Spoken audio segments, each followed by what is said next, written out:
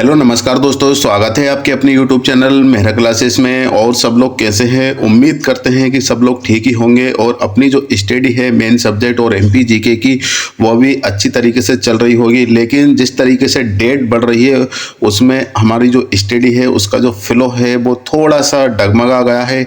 लेकिन दोस्तों तैयारी तो हमें करना है, एक ना एक दिन एग्ज़ाम होकर रहेगा और उसमें हमें अच्छे से अच्छे मार्क्स लाना है, तभी हम इंटरव्यू के लिए आगे जा पाएंगे। फिलहाल में जो कोर्ट में याचिका दर्ज हुई थी वो खारिज हो चुकी है और ख़ास बात यह है दोस्तों कि नेट कैंडिडेट को भी मौका मिल सकता है। तो आज की वीडियो में हम ये डिस्कशन करने वाले हैं। तो चलते हैं दोस्तों आगे की ओर। और आगे बढ़ने से पहले आपसे रिक्वेस्ट जरूर करना चाहेंगे, यदि आप हमारे चैनल पर नए हो तो चैनल को जरूर सब्सक्राइब कर लेना। तो हम चलते हैं आगे की ओर। वैसे तो आप सभी लोगों ने देख लिया होगा कि एमपी हाई कोर्ट के जो वेबसाइट है उस पर जो केस है उसकी स्टेटस तो आपने देख लिया होगा। केस डिस्पोज हो चुका है और पेपर में भी आया हुआ है, जहाँ पे हम देख सकते हैं कि हाई कोर्ट ने कहा नहीं बदलेंगे नियम।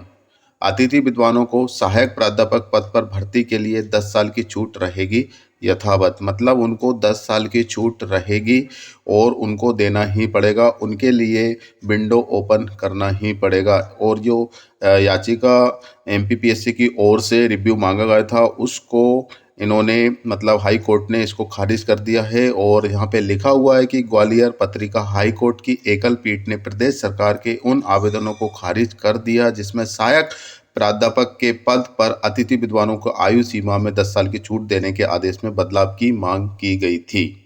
कोर्ट ने कहा कि आदेश गुण व दोष के आधार पर दिया गया था, इसीलिए इसमें बदलाव की गुंजाइश नहीं है। इसके लिए चाहे तो युगल पीठ में अपील दायर कर सकते हैं। कॉलेज में सहायक प्राध्यापक की भर्ती के लिए 30 दिसंबर 2022 को पीएससी ने विज्ञापन जारी किया था। अभ्यर्थी ने अपने फॉर्म भर दिए लेकिन परीक्षा नहीं हुई। 6 अक्टूबर 2023 को उच्च शिक्षा विभाग ने आदेश जारी किया कि भविष्य में जो भर्ती होगी उसमें अतिथि विद्वानों को आयु सीमा में 10 साल की छूट दी जाएगी। इस आदेश को रश्मि चौधरी सहित 9 अतिथि विद्वानों ने हाई कोर्ट में चुनौती दी। इस आदेश में बदलाव के लिए शासन ने भी हाई कोर्ट के आवेदन लगाए थे।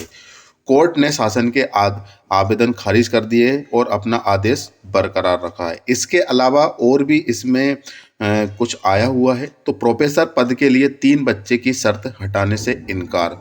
तो यहाँ पे कुछ शर्त थी, जैसे कि आप सभी को पता है कि एमपी में जो जिनके 2 बच्चे हैं वह गवर्नमेंट जो जॉब है ले सकते हैं, या फिर गवर्नमेंट से जो भी स्कीम चलती है उसका हम बेनिफिट ले सकते हैं। लेकिन 3 बच्चे जिसके होंगे उनको इस सुविधा का और जो भी गवर्नमेंट की जो स्कीम होती है उसका लाभ नहीं दिया जाएगा। और यहाँ पे दिया भी है कि हाई कोर्ट की एकल पीठ ने उस याचिका की खारिज कर दिया जिसमें गज रारा मेडिकल कॉलेज में प्रोफेसर पद पर भर्ती के लिए 3 बच्चे की शर्त को हटाने की मांग की गई थी। दरअसल माइक्रोबायोलॉजी विभाग में प्रमोशन के माध्यम से प्रोफेसर का पद भरा जाना है। इसके लिए 6 अप्रैल 2023 को विज्ञापन जारी किया गया।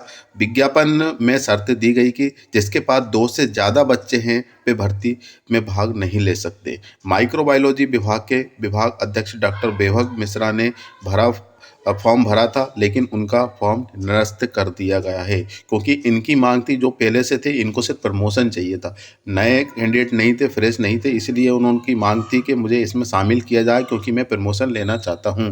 लेकिन प्रमोशन भी आपको नहीं दिया जाएगा और ऐसा ही आदेश आ चुका है और ऑलरेडी आपको इसके बारे में पता है। अब इसके बाद जो नेट कैंडिडेट हैं उनको भी मौका मिल सकता है, इसके लिए भी एक न्यूज़ आई हुई है। चलिए हम उस पर आपको लेके चलते हैं। इसके बाद यहाँ पर हम देख सकते हैं दोस्तों कि MP high court Madhya Pradesh लोक सेवा आयोग सहायक प्राध्यापक चयन परीक्षा में शामिल करे, हाई कोर्ट का निर्देश। ये निर्देश आया हुआ है और सहायक प्राध्यापक चयन परीक्षा की तिथि 3 मार्च 2024 निर्धारित की गई थी, लेकिन विगत सप्ताह इसे फिर से अनिश्चित काल के लिए बढ़ा दिया गया है। मतलब कोई निश्चित समय सीमा नहीं दी गई है कि इस समय तक आपका एग्ज़ाम ले लिया जाएगा, लेकिन मई जून तक तो आप समझ ही लीजिए कि इससे पहले आपका एग्ज़ाम नहीं होगा। और इस स्थिति के मद्देनज़र हाई कोर्ट ने सुनवाई के आदेश दिए हैं और इसमें दिए हैं कि हाई कोर्ट का निर्देश यहाँ पे लिखा हुआ है कि नवदुनिया प्रतिनिधि जबलपुर हाई कोर्ट ने एक याचिका का इस निर्देश के साथ निराकरण कर दिया कि यदि मध्य प्रदेश लोक सेवा आयोग सहायक प्राध्यापक चयन परीक्षा आयोजित करता है तो याचिकाकर्ताओं सहित अन्य समान प्रकृति के अभ्यर्थी को शामिल करें। यदि उन्होंने लिखा है कि याचिकाकर्ता मतलब क्लियरली लिखा है कि आगे की डेट बढ़ती है, मतलब आगे आप एग्जाम लेते हैं तो सभी को इसमें मौका दिया जाना चाहिए, ऐसा ही दिया है। न्यायमूर्ति विवेक अग्रवाल की एकल पीठ के समक्ष मामले की सुनवाई हुई। इस दौरान याचिकाकर्ता बुरहानपुर निवासी पिनू चौहान, सुनील चौहान और खंडवा निवासी मुकेश गौर व नरेंद्र नीलकंठ की ओर से अधिवक्ता अर्पण जे पावर ने पक्ष रखा। उन्होंने दलील दी कि याचिकाकर्ताओं ने 18 जनवरी 2024 को नीट परीक्षा उत्तीर्ण की। जैसे कि आप सभी को 10 जनवरी को नेट का एग्जाम रिजल्ट आने वाला था, लेकिन लेट हुआ और 18 को आया। तो लिहाजा जिस तरह राज्य स्तरीय परीक्षा उत्तीर्ण करने वाले अभ्यर्थियों के लिए जिस तरह चयन परीक्षा की तिथि बढ़ाई गई थी और पोर्टल खोला गया था, उसी तरह मध्य प्रदेश लोक सेवा आयोग भी पोर्टल खोलकर 5 वर्ष के अंतराल से हो रही सहायक प्राध्यापक भर्ती एग्जाम बैठने का अवसर दे। इसके बाद यहाँ पे क्लियर लिखा हुआ है कि बहस के दौरान हाई कोर्ट को अवगत कराया गया है कि सहायक प्राध्यापक के चयन के लिए परीक्षा तिथि पूर्व में 3 बार बढ़ाई गई थी। नवंबर 2023 में तिथि इसलिए बढ़ाई गई ताकि राज्य स्तरीय परीक्षा में चयनित अभ्यर्थी भी चयन परीक्षा में शामिल हो सके।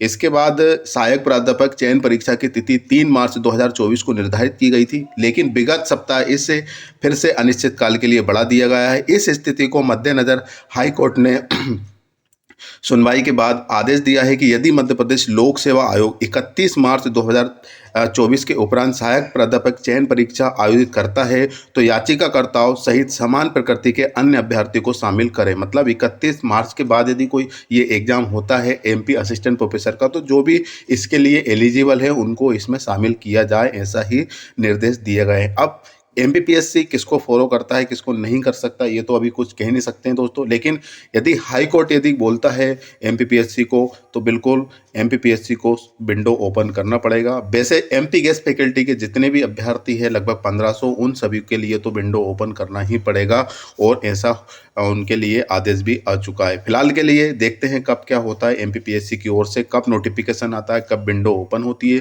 जब भी कुछ नोटिफिकेशन आएगा मेरा क्लासेस के माध्यम से आप तक जरूर पहुंचेगा। फिलहाल के लिए दोस्तों बस इतना ही, फिर से मिलेंगे नई वीडियो के साथ। जब तक के लिए जय हिंद जय भारत।